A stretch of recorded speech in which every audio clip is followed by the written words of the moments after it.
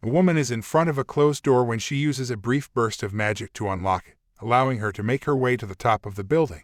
Meanwhile, the dormitory is engulfed in darkness as a result of the woman's magic. Yingzong is a new security guard, and his doormate orders him to check the source of the blackout. Yingzong goes to the top of the building and sees the door that is already broken. He hesitantly opens the door and sees a woman named Musi, emitting magical blue light from her body in midair. Suddenly, a strike of lightning hits her, causing her to fall. Yingzong rushes to the woman, but he is afraid to be accused as the culprit and intends to leave, but he goes back and gives CPR to her. Yingzong puts his lips on Musi, and after that, a blinding magic light emits and links to the sky. As the woman regains her consciousness, she slaps Yingzong in the face. Yingzong reasons and tells her that he gave his first kiss only to save her, and she should have thanked him. Hearing that, Musi slaps him again and leaves. The next morning, Yingzong sits on a bench in the park and sees Musi walking toward a rich man named Rixian, who invites Musi to watch a movie in a cinema. However, Musi declines his offer and tells him that she still has a class to attend. As he's mocking the man's choice, he notices a billboard is about to fall on top of a girl. He quickly lunges towards the girl in a desperate attempt. He extends his arm, causing him to emit a magical blue dragon that stops the billboard from crushing the girl. Yingzong's sudden outburst of power causes him to faint on sight. When he wakes up, he finds himself in a room with his hands and legs tied with Musi on top of him. As she's seductively removing her clothes, Yingzong pleads with her to stop. Musi buttons up her shirt and reveals that the moment he saved the girl, he used her magic power and unintentionally stole her magic force when he kissed her last night. It also reveals she is a cultivator. She presents two choices in front of Yingqing: to either die or join her and become immortal. Musi brings Yingzong to the top of a hotel and asks him to jump from the rooftop, as she believes that will help Yingzong awaken his powers. Musi then pushes Yingzong, making him fall from the building. As he's falling, he makes a desperate attempt to summon the power he used to save the girl, but he can't. He is now resigned to the fact that he has to die. A moment later, Musi is seen jumping from the building and embracing him, telling him that they'll die together. After they're about to collide with the ground, Yingzong manages to summon magical wings. He takes Musi in his arms and takes flight. Up in the air, as Yingzong is admiring the view, Musi opens her own set of wings and forcefully pushes Yingzong to the ground. She warns him in a threatening tone that other cultivators will kill him if he reveals or shares his powers. Elsewhere, an old man feels the presence of a new cultivator. He then assigns Ryu to test the new wizard and kill him if he is too weak. The following day, Rixian once again talks to Musi. He invites her to go with him to watch movie, but Musi declines him. Musi tells him that she has come back from the hotel and is tired. Hearing that, Rixian grabs Yingqing's collar, trying to hit him. Musi stops Rixian, slapping him in the face. She tells him that only she is allowed to hit her boyfriend.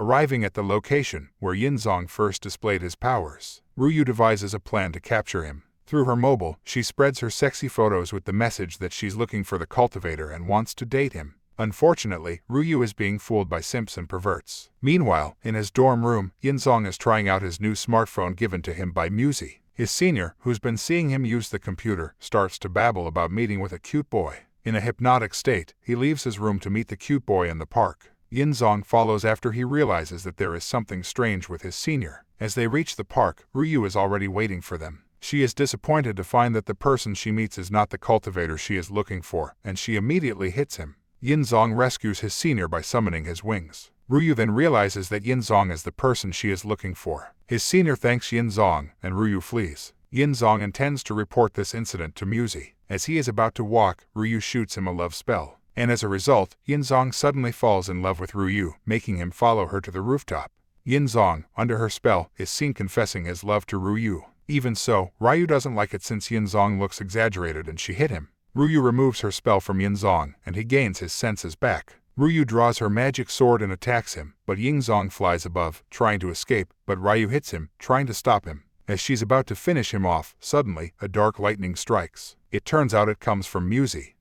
Through telepathy, Musi asks Yingzong to remember his first lesson taught by her about the stages of cultivation, which are further divided into early, middle, late, and peak stages. Unless he wields a weapon, he'll quickly be killed by cultivators on a higher level. After noticing that Musi is using telepathy, Ryu charges at her with full speed. Despite knowing that she has no chance of winning against Ryu, who is in the late stages of foundation establishment, Musi barely faces her to buy Yingzong enough time to escape. However, Ryu manages to slash Musi with her magic sword and smash her to the ground. Ryu goes on to unleash her gigantic fire magic, which Musi tries to block. On the other hand, the old man, Ryu's master, is carrying out a killing spree. Returning to Muzi and Ryu, Muzi's barrier has been damaged due to massive Ryu's attacks. As Ryu is about to strike down Muzi with the intention of killing her, Muzi closes her eyes. And when she opens them, she sees that Ryu's fire whip has pierced Yinzong, creating a gaping hole in his body. In his last moments, Yinzong sees Muzi huddled around him, begging him not to die. When Yinzong regains consciousness, he finds himself in another dimension. As he's looking around, he's greeted by Like Xuanzai, who tells him that he's here by mistake. After noticing that Yinzong is emitting the same spiritual energy as his, Like Xuanzai comes to the conclusion that he's the cultivating partner of one of his offspring. Yinzong introduces himself as Muzi's husband. Since he's Muzi's ancestor, Like Xuanzai gives him Huan Tian bands, which will help him during the battle. With that, he sends Yinzong back to his world. Yinzong rises from the ashes to save Muzi. Ryu is surprised to see that his current power is equal to her master's power. Ryu attacks Yinzong with her fire whip, but Yinzong can hold it easily. Yinzong removes the fire whip and Ryu's magic sword, feeling that she cannot win over Yinzong. Ryu intends to commit suicide rather than being killed by Yinzong. She jumps from the height, but Yinzong saves her. Yinzong tells her that she only loses in a battle and that she doesn't need to die. Before Yinzong can ask further questions, Muzi stops him and drags him away to the hotel. When they're alone, Muzi ties him to the bed and she gets on top of Yinzong and explains that this is a co-cultivation method from the Lai clan. She then places her lips on Yinzong's lips. As they enter each other's subconscious, Muzi takes Yinzong to her past. It is very chaotic, and there is fire everywhere. It turns out to be a massacre of Muzi's clan. The assailant asks a helpless woman about the Lai clan's family treasure, Black Sky. Meanwhile, Muzi ventures into Yinzong's subconscious to find out more about his spiritual energy. Upon reaching the source of his power, she's bewildered to find out that his magic seems to be alive. After waking up from their ritual, Muzi tells him that the assailant has wiped out her entire clan because of Black Sky, which she now possesses. Muzi predicts that when the wizard comes to take the sword at the moment, they will absolutely die. Yinzong calms her and tells her that she can leave the matter to him. Muzi kisses his cheek, claiming it as a reward for protecting her. When Yinzong returns to his dorm, he is surprised to find Ryu waiting for him on his bed. Ryu tells Yinzong that she doesn't have a place to sleep that night and asks him if she can sleep at his place. Yinzong allows her to sleep on his bed, while he says he will sleep on the floor. The next morning, a man confesses his feelings to Ryu, which she rejects. After that, it is Rixen who is waiting for Muzi, and he gives her a ring and asks her out on a date, but Muzi declines. After harshly rejecting Rixen, Muzi grabs Yinzong's arm, which also makes Ryu latch herself onto Yinzong's vacant side. The trio then takes a trip to the cinema. Both girls try to charm him in their own ways. As the two are about to lock lips with Yinzong, he slips away, which results in a kiss between the two. The following day, Yinzong wants to give Muzi a gift, but he is stopped by Rixian. In fact, Rixian has hired several thugs to beat Yinzong. Yinzong runs away from them, but he is tackled by Rixian's butler. Ryu and Muzi, who see this, immediately rush out at them and beat the thugs one by one. They approach Yingxing and ask him if he is alright. Yinzong then gives Muzi the gift he prepared. Muzi seems to dislike the gift, but she accepts it. Meanwhile, Ryu feels ignored by them, and she then decides to leave. From atop the building, it is seen that Ryu's master is watching the three of them. After noticing how lonely Ryu is, Yinzong reminisces about his past and how he has always been alone. Yinzong asks Muzi if he can go after Rui, which she approves. Yinzong approaches Ryu and asks her to befriend him. However, Ryu states that if only at that time Yinzong didn't obtain tremendous power, she must have killed him. Moreover, she states that the reason she approaches him is that Yinzong can protect her from danger. Yinzong extends his hand once again and says that he'll protect her. Ryu gets emotional, which makes her flee the scene. Ryu returns to the base. Her master asks her if she has defeated Yinzong. She admits she hasn't been able to defeat him because Yinzong is too strong. The old man informs Ryu that drinking Yinzong and Muzi's blood will make him reach a higher level of cultivation. After that, Ryu's master is going to eat the dead bodies of the people he killed to become stronger. Ryu gets out of the base, realizing that sooner or later, her master will kill her. That night, Ryu meets up with Yinzong and Muzi. She spills the beans about her master's evil plan. Yinzong reassures her that he will protect her.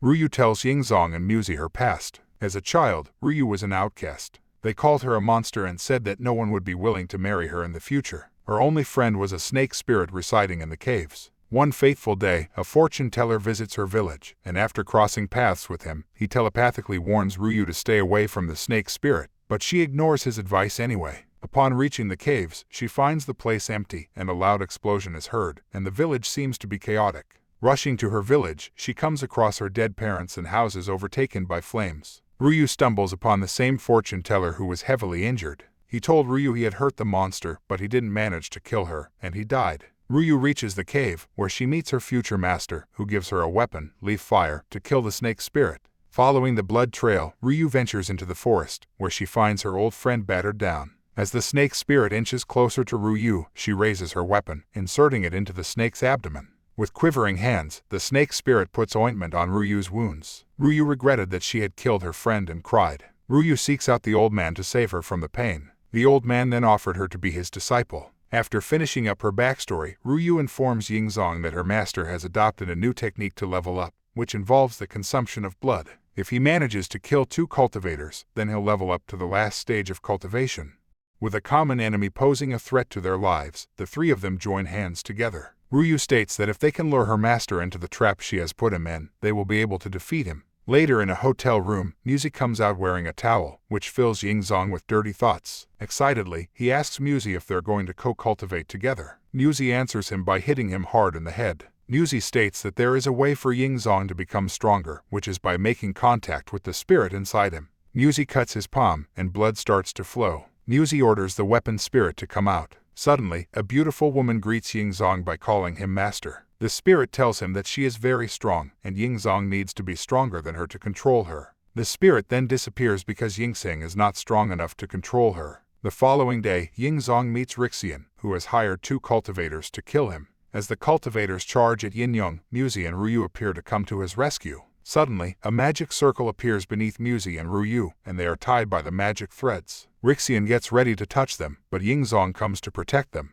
The cultivator then attacks Yingzong, but he flies to avoid the attack. However, the other cultivator shoots him with a magic bow, causing Yingzong to fall. As the wizard is about to kill Yingzong, the spirit inside Yingzong appears and sets up a barrier around him. The spirit then removes the magic spell that tied Musi and Ryu together. Once they were released from the spell, Musi and Ryu hit the 2 that attacked Yingzong and defeated them. On the top of the building, Ryu's master is seen watching them from afar. Later, Ryu asks if they need to name the spirit, and Yingzong states he will name her Linger. Ryu then leaves to set up a trap for her master. Mizu also leaves to prepare for the upcoming battle. Linger tells Yingzong to become stronger, and she begins to open the portal to the other dimension and takes him there to train. Linger and Yingzong begin their training. Linger touches Yingzong's back and transfers the spirit's power. It makes him hurt, but he has to bear it to become stronger. Remembering the painful past of both Ryu and Muzai, Yingzong violently bears the pain. As the process of transferring spiritual energy comes to an end, suddenly, red eyes appear on a tree. Yingzong and Linger are attacked by a tree spirit, but Yingzong has become stronger and manages to defeat the monster in one strike. Then he flies to the sky to see if he gets more agile. Yingzong gets a call from Musi, calling him urgently. Returning to their world, Yingzong and Linger meet up with Musi, who takes them all to an adult shop. Before Yingzong can get any ideas, Musi explains that it's a shop for cultivators. As they enter the store, they are welcomed by a shopkeeper. However, Musi doesn't like the way he greets them and destroys his laptop.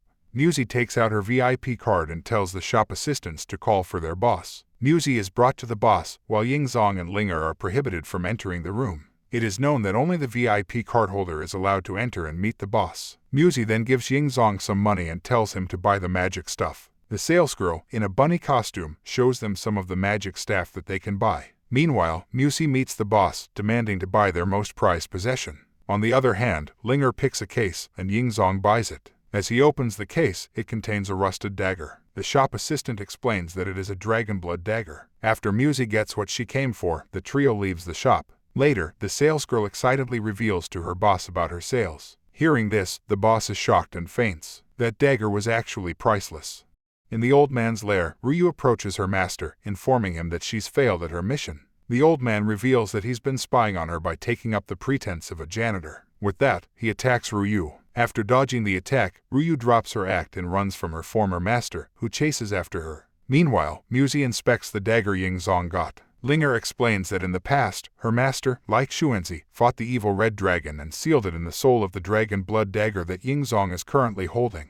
Yingzong intends to release the dragon from the blade, but Linger says the dragon is a hard-to-control creature, and she doesn't know how to release the dragon. To test the theory, Yingzong puts his spiritual energy into the dagger, which helps him create 2 clones of himself. Just then, Yingzong receives a telepathy from Ruyu, who tells him their plan has been discovered, and Yingzong immediately heads towards Ruyu's location. Before leaving, Muzi gives Yingzong a magic necklace, which he had acquired from the shop. Arriving at the scene, Ruyu tries to attack her master, but her attack doesn't harm him. Muzi explains that the only way to defeat the old man is by luring him into Ruyu's trap. The old man makes a fire circle and surrounds Ruyu inside it. Yingzong comes and hits the old man. The old man unleashes the blood magic that is blocked by Muzi and Yu. The trio attack the old man in turn, but their attacks are blocked by the shield, and they are bounced off by the old man's attack. Yingzong tries to attack the old man with his dagger and manages to destroy the old man's shield, injuring him.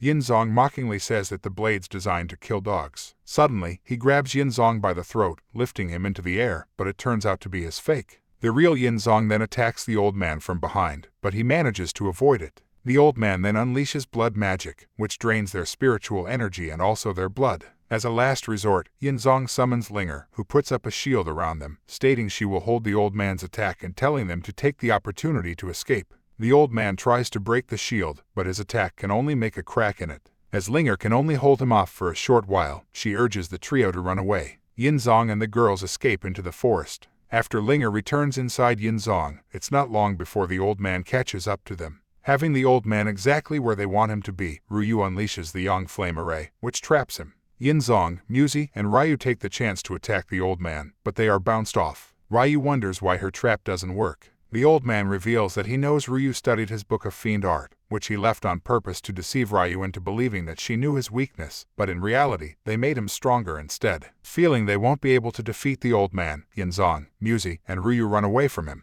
The old man chases them, but Yingxing calls Linger. Linger blocks his path, preventing him from catching Yingzong and the others. The old man then states that he will reveal the truth about the ruin of Ruyu's village in the past.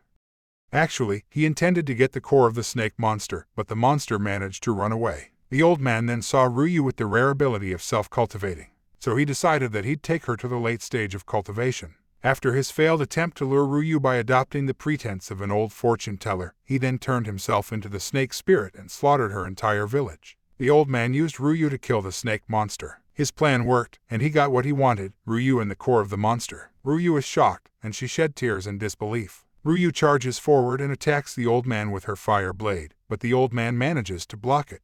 Just then, Yingzong attacks him with his dagger on his chest. Yingzong takes the dagger back with his controlling art. The old man says he will show the real controlling art. After that, an airplane appears that is revealed to be Rixian's private plane. Luckily, he manages to get out of the plane and jumps out with a parachute safely. Muzi quickly steps in and unleashes her entire force to stop the plane. The plane is now directed toward the old man, but he doesn't stay still. The old man unleashes land magic to block the plane. The place engulfs the explosion, and Muzi and the old man survive, clashing with intense power. The old man then draws a lightning spear and shoots at Muzi. Muzi is bounced off by the attack, but Yingzong advances to come and rescue her. The old man releases huge lighting magic on Yingzong and Muzi, but it doesn't harm them, thanks to the necklace given by Muzi. Yingzong takes Muzi's sword and uses it to cut the old man's arm, but it's still not fatal enough for him to be obliterated. The old man unleashes his final attack to absorb Yingzong, Muzi, and Ryu's blood. As a result, their power decreases drastically. Linger appears to protect Yingzong, but tells her to return to the sacred beads world.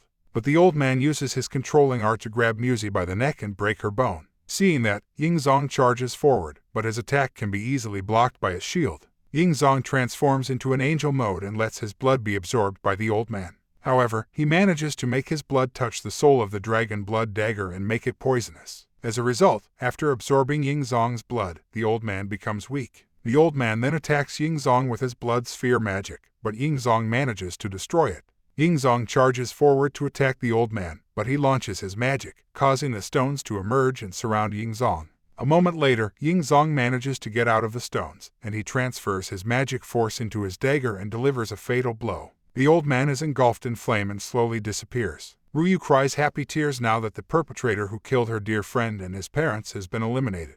Yingzong approaches the lifeless body of Muzi. An eye appears in the air and questions Yingzong about how long he has known about its presence. He then begged for Muzi's life, and in return, he'd sacrifice the Huangshan beads. The eye then tells Yingzong to bring the beads to his world. Finally, the deal is made, and Muzi is saved. Now we see, Muzi takes Yingzong to her favorite place when her mother was still alive. She tells him her mother used to bring her there. Together, in each other's embrace, Yinjong promises that he'll always protect her. On the other hand, Ruyu is visiting her village. She goes to visit the snake monster at her friend's grave.